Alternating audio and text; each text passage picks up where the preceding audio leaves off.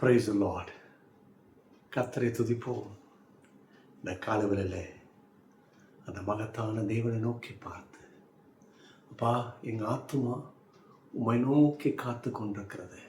ஏன்னா நான் நம்புறது, நான் விசுவாசிக்கிறது, நான் வாஞ்சிக்கிறது, எதிர்பார்க்கிறது எல்லாம் உங்கள் கரத்தில் இருந்து வரும் அப்படின்னு சொல்கிறீங்களா?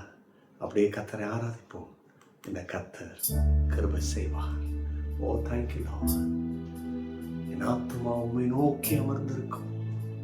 நான் நம்புவது உம்மாலே ஆகும். என் ஆத்துமா உம்மை நோக்கி அமர்ந்திருக்கும். நான் நம்புவது உம்மாலே ஆகும். கண்மலையே, அடைக்கலமே, என் பலனே, என்னை மீட்பவரே. கண்மலையே, அடைக்கலமே, என் மீட்பரே, நீர் என் பலனே.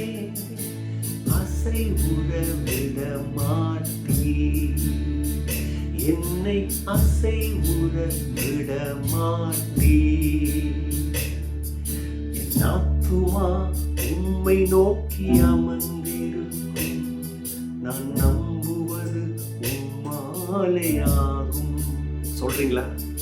என் ஆத்துமா உம்மை நோக்கி அமர்ந்திருக்கும். நான் நம்புவது உம்மாலே ஆகும். இயேசுவே, நாங்கள் நம்புவது உம்மாலே வரும். தேவனை இப்படிதான் சங்கீதக்காரர் உம்மை பாடி துதிக்கிறார். ஹல்லேலூயா. இந்த காலங்களிலும் குழப்பங்கள், தடுமாற்றங்கள், அவமானங்கள் இருக்கலாம். ஆனால் நாங்கள் இந்த சங்கீதக்காரரோடு கூட சேர்ந்து என் ஆத்துமா உம்மை நோக்கி அமர்ந்திருக்கும். அப்பா, தோல்வி, அவமானம் இதை பார்த்து நாங்கள் பயந்து போக மாட்டோம்.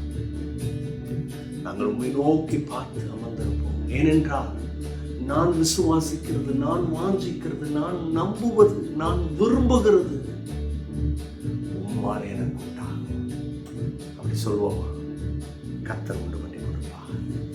இப்பொழுது உங்கள் பிள்ளைகளை தொடுங்க, பலவீனத்தை நீக்குங்க, சோர்வுகளை நீக்குங்க, ஜெயந்த கொடுங்க.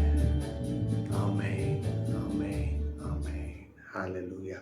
கர்த்தர் நம்முடைய வாழ்க்கையில பெரிய காரியத்தை செய்வார். சோத்திரம். தேவ ஜனமே, எரேமியா தீர்க்கதரிசன புஸ்தகம் 1ஆம் அத்தியாயம் 8ஆம் வசனம். எரேமியா தீர்க்கதரிசியை பார்த்து கர்த்தர் சொல்றாரு, சிறிய வயது இல்லையா, அனுபவம் இல்லை, இதை சுற்றி இருக்கிறவங்க பார்த்து கிண்டல் பண்ணுறாங்க, பயப்பட வைக்கிறாங்க. இவருக்கு ஒரு விதமான பயம், கலக்கம். யார் என்ன சொல்லுவாங்க? சில பேர் சொல்லியும் வச்சிருக்கிறாங்க. இது போல சூழ்நிலை. ஆக இந்த போல ஒரு சூழ்நிலை இன்னைக்கு உங்கள் வாழ்க்கையில் இருக்குதா? என்ன செய்வதுன்னு தெரில இல்லையா? யார் எனக்கு உதவி செய்வான்னு தெரில. இன்னொன்று, இந்த ஜனத்துக்கு எப்படி பதில் சொல்வது? பல கேள்விகள், பல காரியங்களை வைத்து சுற்றி காமிக்கிறாங்க, என்ன பாயிண்ட் அவுட் பண்ணுறாங்க. கர்த்தர் சொல்கிறாரு எரேமியா பார்த்து, நீ அவர்களுக்கு பயப்பட வேண்டாம், உன்னை காக்கும்படி நான் உன்னோடு கூட இருக்கிறேன் என்று கர்த்தர் சொல்லி. கர்த்தர் சொல்றாரு, அப்பா, இவங்களுக்கு நீ பயப்படாத. ஒரு பெரிய உத்தரவாதத்தை கொடுக்குறாரு, உன்னை காக்கும்படி நான் உன் கூட இருக்கிறேன்றாரு. ஆமென். எத்தனை பேர் நம்புறீங்க? இந்த காலையில் கர்த்தர் உங்களுக்கும் எனக்கும் கொடுக்குற உத்தரவாதம் நம்மை காக்கும்படி, நம்மளை வழிநடத்தும்படி, நம்மை உயர்த்தும்படி, நம்முடைய காரியங்களிலே ஜெயம் உண்டு பண்ணும்படி கர்த்தர் நம்மோடு கூட இருக்கிறார். 2 விஷயம் சொல்லிட்டு முடிக்க போறேன். முதல்ல, fear not, God is with you. பயப்படாத, கர்த்தர் உன் கூட இருக்கிறார் இல்லையா? அதெல்லாம் நம்ம பார்த்துட்டு இருக்கிறோம். அதிலிருந்து வர்ற முதல் காரியம் என்னன்னா, God knows our fear. கடவுளுக்கு தெரியும் நம்முடைய பயம் எப்படி இருக்கு, எது போய் நம்மளை அழுத்திக்கிட்டு இருக்கு. அந்த முதல் காரியத்திலிருந்து நம்ம கற்றுக்கொள்ள வேண்டியது, சர்க்கம்ஸ்டன்ஸ் ஃப்ரம் பீப்புள். இல்லையா? சில சூழ்நிலைகள் இந்த மக்கள் மூலம், இந்த ஜனத்தின் மூலம் ஏற்படுது. அது அவமானமாக இருக்கலாம், நிந்தையாக இருக்கலாம், ஒரு தோல்வியை எல்லாரும் பார்க்குற மாதிரி நடந்திருக்கு, ஒரு அவமான வார்த்தை எல்லாரும் பார்க்குற மாதிரி நடந்திருக்கு, எல்லாரும் பார்க்குற மாதிரி ஒரு இடத்துல தலை குனிஞ்சிருக்கிறோம். இல்லையா? இது மூலம் ஒரு பயம் வருதா உங்களுக்கு? கடன் பிரச்சனை, வியாதி, திருமண காரியம் இன்னும் கை கூடி வரல, இன்னும் குடும்பத்தில் சமாதானம் வரல, இது இப்படி இருக்கு. ரெண்டாவது, நம்முடைய பயத்தை கர்த்தர் எப்படி அறிஞ்சு வச்சிருக்கிறாருன்னா, டிஃபிகல்ட் சிச்சுவேஷன், ஒரு கடினமான சூழ்நிலை, சொல்லவே முடியல. சில பேர் சொல்லுவாங்க, சில பேர் நான் எந்த சூழ்நிலையில் இருக்கிறேன்னே தெரியாது, நான் இருக்கிறத பார்த்தானா தலை சுற்றிடும், ஆனால் அவன் யாரோ சொல்கிறத வச்சு பேசிகிட்டு இருக்கிறான், அதுதான் எனக்கு ரொம்ப வேதனையாக இருக்குது. Difficult situation. நீங்கள் அப்படி இருக்கிறீங்களா? இது மூலம் உங்களுக்கு ஒரு பயம் வருது, யார் யாரோ என்னென்னமோ பேசுகிறான் வாய்க்கு வந்த மாதிரி. கர்த்தர் அந்த பயத்தை மறைந்து வைத்திருக்கிறார். மூன்றாவது, அன்சர்டன் ஃபியூச்சர். எனக்கு எதிர்காலம் எப்படி இருக்குன்னு தெரியல. இல்லையா? எங்கேருந்து எனக்கு பணம் வரும், சாப்பிடுவானா, சேர்த்து வைப்பானா, சர்வே பண்ணுவானா, தலை தூக்குவானா?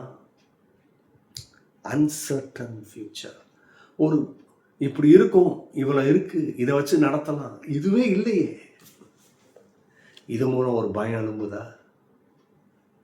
கர்த்தர் அவர்களை பார்த்து, நம்மளை பார்த்து, உங்களை பார்த்து, ஏன் என்னையும் பார்த்து சொல்லுகிறார், நீர் அவர்களுக்கு பயப்பட வேண்டாம். ரெண்டாவது முக்கியமான விஷயம் இந்த வசனத்திலிருந்து கற்றுக்கொள்கிறது, காட்ஸ் பிரசன்ஸ் ரிமூவ்ஸ் ஃபியர். தேவனுடைய பிரசனமே இந்த பயத்தை எடுத்து தூர வீச முடியும். ஒரு மனுஷிக்கு ரொம்ப அவசியம் இந்த தேவனுடைய பிரசனம். நீங்கள் தயவு செய்து தேவனுடைய பிரசனத்தை தேடுங்க. குழப்பம் இருக்கலாம், தடுமாற்றம் இருக்கலாம், அவமானம் இருக்கலாம், உன்னை தூக்கி வீசி இருக்கலாம், உன்னை எவ்வளோ தூரத்துக்கு கேவலமாக பேசியிருக்கலாம். பொருட்படுத்தாத, நீ தேவ சமூகத்துக்கு வா. உனக்கு வர வேண்டிய நன்மையை தடுத்திருக்கலாம், உனக்கு வர வேண்டியதை அவனே எடுத்திருக்கலாம், எப்படி வேணா இருந்துட்டு போகுது.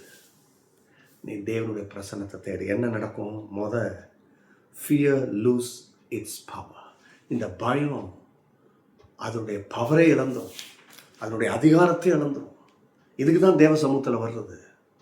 இல்லையா? நீ பயந்துட்டு இருக்க பார்த்தியா, இப்படி இருக்குது, இப்போவே இப்படி இருக்குது.